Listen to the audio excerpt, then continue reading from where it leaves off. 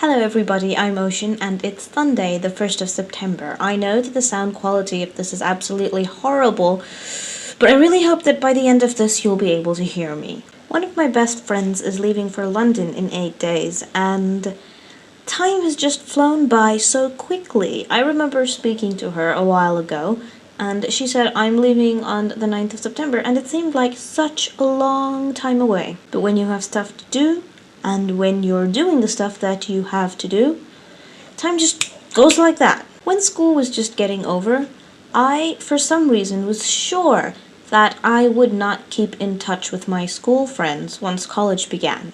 As it is, I am horrible at keeping in touch with people, and we would be so far away, different cities, different countries, I just didn't know how it would work. Now, as it turns out, quite a few of my friends are in the same city as I am. That is our hometown, which does help us to keep in touch to some extent, and then of course you have the internet, which also helps. So since my friend is leaving, I just started thinking about friendships and people and relationships that people have with other people, relationships of all kinds, not necessarily romantic relationships.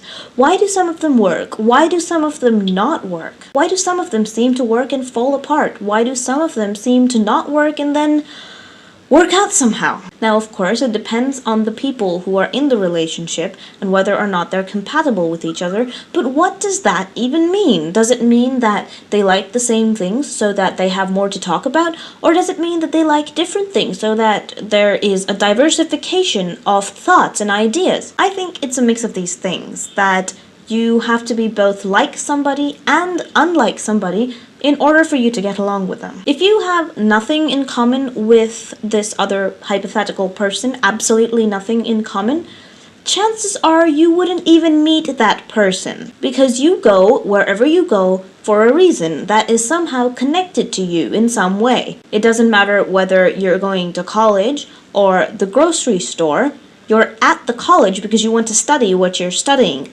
hopefully, and you're at the grocery store because you need to buy food. Now, the need to buy food may not be a strong enough common factor, but it has to exist.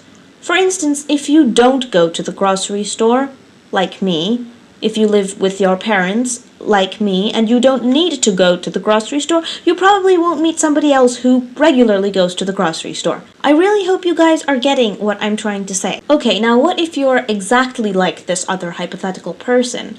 Now, of course, you can never be exactly like the other person because there will be some differences, but if to a large extent you are like this other hypothetical person, if you have the same beliefs and ideals, then eventually, I think, conversation will die out. It might flow freely for a while because you're in the same boat, and that boat is in a river, which eventually turns into a waterfall, and then you disperse, and you probably never see each other again. I actually really like that metaphor, and when I said you never see each other again, I don't mean physically. You might see the person somewhere, but you won't be thinking about the person because you won't have anything left to think about. Everything that has to be said has been said. Everything that has to be done has been done, and it's just not exciting anymore. That being said, I think for any kind of relationship to succeed, the key element is trust. Now, if you want someone to trust you, you're going to have to be honest with the other person.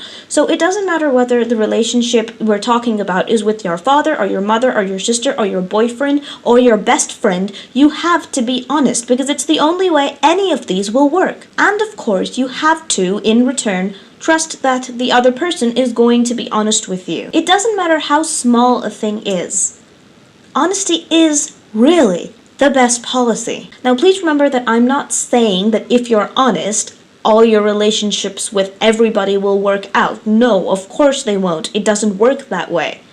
But at least you're making that effort. So go out there, make new friends, keep your old friends, but be honest with them. Try to work things out with them. I think I've lectured enough for one day, so wherever you are, have fun.